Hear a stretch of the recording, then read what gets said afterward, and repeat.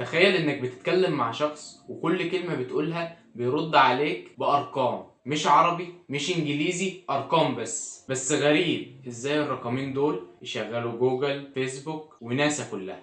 ازاي؟ تعال نعرف.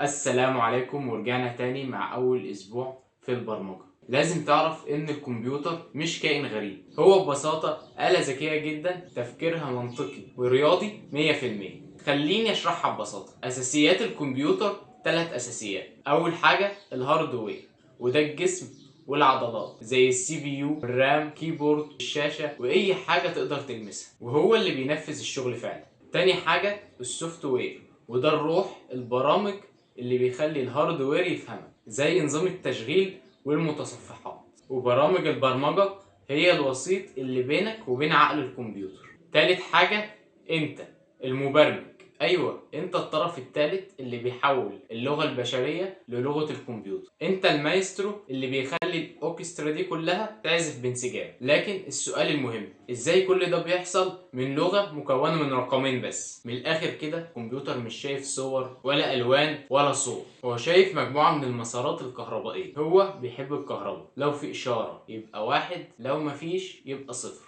يعني بالنسبة له كل العالم عبارة عن صفر وواحد. الصور اللي انت شايفها دلوقتي عبارة عن صفر وواحد، الموسيقى اللي بتسمعها صفر وواحد، حتى الألعاب نفس الكلام. ومن هنا معنا أول لغة، الباينري لانجوج. كل حاجة بدأت من اللغة دي، هي اللغة الأم لكل لغات البرمجة. بس بالنسبة لنا احنا كبشر مش بنفكر كده. العلماء اخترعوا طرق تانية علشان نكتب نفس الكلام ده ولكن أبسط. ومن هنا اخترعوا تاني حاجة، الأوكتال لانجوج. الأوكتال عبارة عن أرقام من 0 ل 7، كل رقم أوكتال بيمثل 3 أرقام من الباينري. وعلشان يبسطوا الموضوع أكتر اخترعوا الهكسا، وهي عبارة عن الأرقام من 0 ل 9 ومن A ل F، بحيث إن كل حرف بيمثل رقم. يعني حرف ال A بيساوي 10، B 11، C 12، وهكذا لحد ال F 15. وكل رقم من دول بيمثل 4 أرقام باينري، كأنك بتحول لغة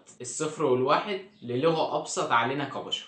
خلينا اديلك مثال بسيط جدا يوضح لك الفكرة. لو قلت لك الرقم 5 بالنسبة لنا 5 وخلاص، لكن بالنسبة للكمبيوتر هي 1 0 1 أو 5 في الهكسا. لكن الفكرة إن المعنى بيختلف حسب النظام.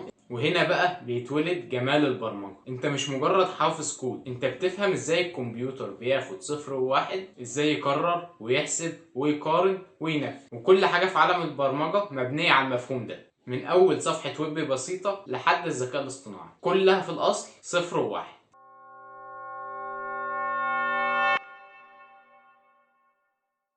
وبكده تكون فهمت أول سر في عالم البرمجة. الكمبيوتر مش ساحر ولا آلة غريبة، هو عقل منطقي جدا. لما تفهم لغته تقدر تخليه يعمل لك أي حاجة في دماغك، من لعبة بسيطة لتطبيق عالمي لذكاء اصطناعي بيتكلم زيك. سبتلك في الوصف تحت الفيديو لينك فيه شرح كامل والتفاصيل اللي هتثبت كل اللي اتقال النهارده، ومعاهم تاسكات عمليه بسيطه لازم تحلها بنفسك، وانا هحلها معاكم في فيديو منفصل عشان نشوف التفكير الصح. ولو في اي سؤال او حاجه مش واضحه انا بقرا كل الكومنتات وبختار منها اسئله نشرحها في الفيديوهات الجايه باذن الله. الرحله دي لسه في اولها النهارده، فهمت عقل الكمبيوتر، لكن الاسبوع الجاي ان شاء الله هنبدا نخليه يسمعك بالكود الحقيقي. فلو عايز تكون مبرمج فاهم مش حافظ كود، اشترك في القناة وفعل الجرس واستعد لأول سطر كود هنكتبه مع بعض.